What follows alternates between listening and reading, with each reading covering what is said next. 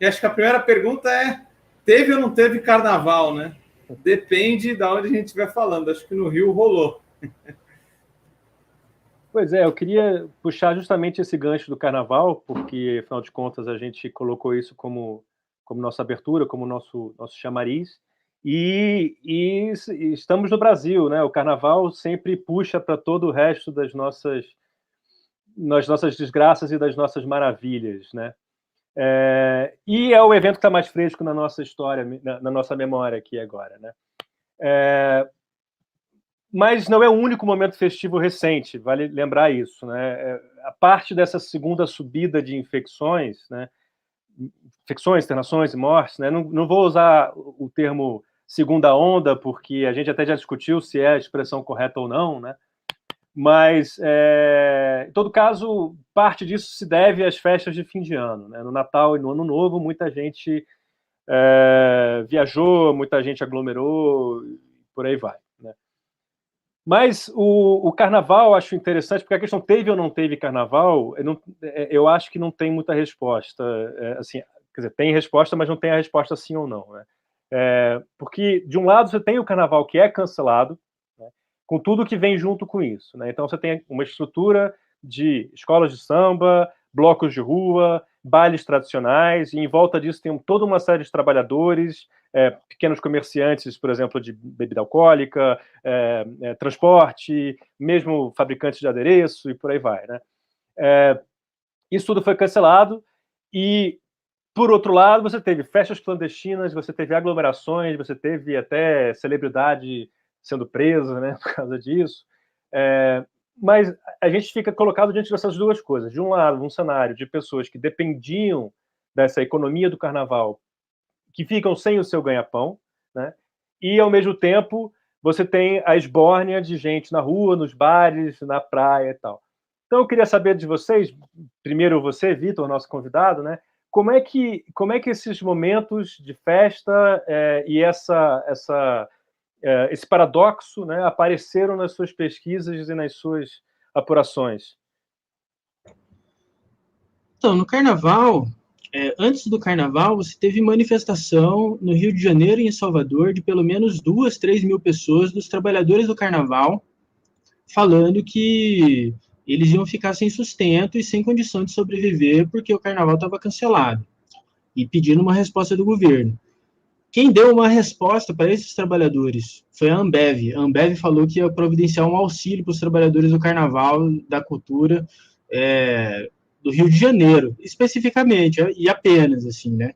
No resto do país, esses trabalhadores desse setor precário da cultura que vivem de eventos ficaram na berlinda.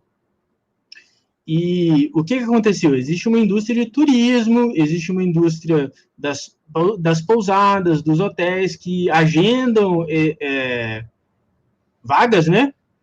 Que os turistas compram passagens antecipadamente.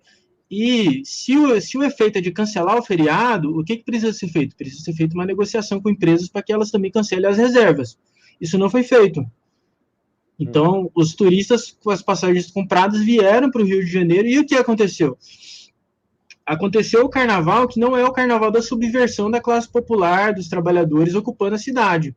Aconteceu um carnaval que é puramente indústria, comércio, vivendo do turismo, assim, né? E apenas infecção.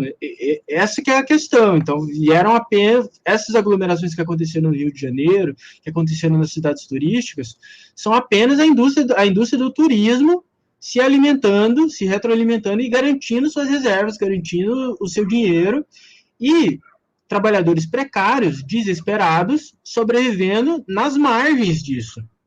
Então foi isso que aconteceu. É uma coisa totalmente diferente do carnaval tradicional, que existe uma subversão popular, existe uma economia popular de autossustentável, de solidariedade, de cooperativismo, e também muitos problemas, muitas contradições, mas é uma coisa completamente diferente e ampla. Os trabalhadores do Rio de Janeiro não estavam presentes no carnaval do Rio de Janeiro. Foi uma coisa de turista. Da mesma forma, em Salvador, nas cidades do litoral brasileiro. Mas uma coisa que é interessante de se pensar, por que, por exemplo, não aconteceu dos trabalhadores do Rio de Janeiro estarem centrais nesse... Porque as escolas de samba do Rio de Janeiro não fizeram as suas cidades de refém, como os comerciantes e as pousadas e hotéis fizeram suas cidades de refém no final do ano, nas cidades litorais, tipo Búzios, tipo Angra dos Reis, como Manaus, fizeram com os feriados de fim de ano. Angra dos Reis fez uma revolta popular que paralisou a cidade, ameaçou o juiz da cidade para garantir o turismo do fim de ano. Búzios também fez a mesma coisa. Manaus, os comerciantes pararam a cidade, ameaçaram o juiz, ameaçaram o governador, ameaçaram o prefeito para garantir o comércio do fim de ano. As escolas de samba, a indústria popular do carnaval não fez isso. Eles fizeram um protesto falando que estavam desamparados. Só que chegaram até aí. Então, existe uma diferença meio fundamental, sabe? Não é por acaso que o bolsonarismo apoiou os protestos do fim do ano contra a quarentena, contra o lockdown, e ficou feliz de não ter tido carnaval, de não ter dado certo, de não ter acontecido uma grande revolta contra o lockdown em função do carnaval. Não é por acaso que aconteceu uma diferença de avaliação do bolsonarismo em relação a esses dois eventos. Isso é muito interessante, né? Eu queria ressaltar isso que você colocou logo no começo, né? Porque me parece mesmo que muito do que a gente tem vivido nos últimos tempos inverte ou assim, destrói alguns dos conceitos mais básicos da nossa vida social, né? Então, a ideia de que... porque uma das perguntas vai ter carnaval ou teve carnaval? Aliás, foi a pergunta do Guilherme. Teve carnaval? E a pergunta teve anti-carnaval, né? Toda aquela ideia que vem do intrudo, né? O carnaval como é aquele momento em que o subjugado veste a roupa do rei e por aí vai. Isso foi exatamente o que não aconteceu, né? O que houve foi o oposto de um carnaval, de certa forma. Guilherme, e você? Como é que você viu esse momento? Olha, Diego, é um momento de contrastes que já era esperado num país de muitas contradições, né? O carnaval foi substituído por muita tristeza, a manutenção da média de mortes aí acima das 1.000 pessoas diariamente, uma ausência de políticas públicas, o começo do fim dessa leva de vacinas em vários lugares, mas para uma parcela da população já teve pré-carnaval, né? Aí, como o Vitor falou, se a gente fosse voltar nos feriadões do final do ano, de outubro e novembro, eu acho que a gente tem um exemplo muito interessante para a gente pensar.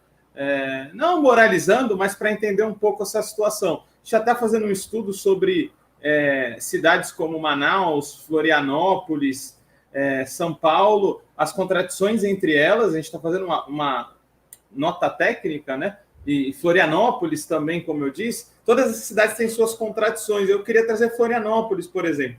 A gente sabe que Florianópolis tem um mercado do turismo muito aquecido no final do ano e também depois do carnaval, no verão como um todo. E a gente viu, no começo da pandemia, por exemplo, Florianópolis ser uma cidade modelo, né? Demorou muito para ter o primeiro caso, a primeira morte por lá, e depois isso foi mudando.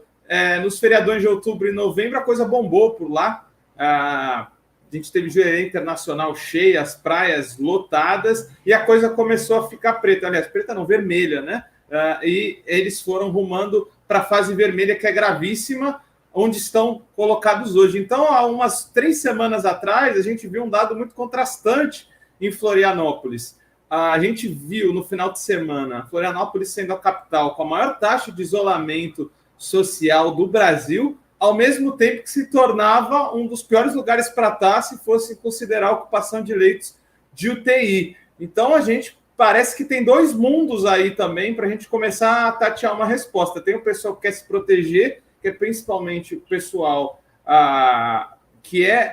o pessoal com comorbidades, ou principalmente o pessoal com idade mais avançada, e os jovens. Eu só consigo achar resposta nesse contraste entre isolamento alto que a gente teve no final de semana em Florianópolis, ao mesmo tempo que aumento da pandemia, se a gente for olhar para os jovens. Os jovens continuam saindo, enchendo esses lugares de turismo, bares, restaurantes, pelo menos lá em Florianópolis, e isso dar uma receita do caos. E isso passa também por a falta de políticas públicas, de uma mensagem afinada entre governo federal, estadual e municípios. Falta dizer que a pandemia não acabou, falta dizer que o estado nosso é gravíssimo ainda e que o recrudescimento da pandemia está acontecendo. E aí a gente tem os contrastes de política pública aí, que aparecem para alguns e se omite para outros. Eu acho que é outro ponto de indignação, que às vezes não está muito claro na cabeça da população, mas que de fato aconteceu.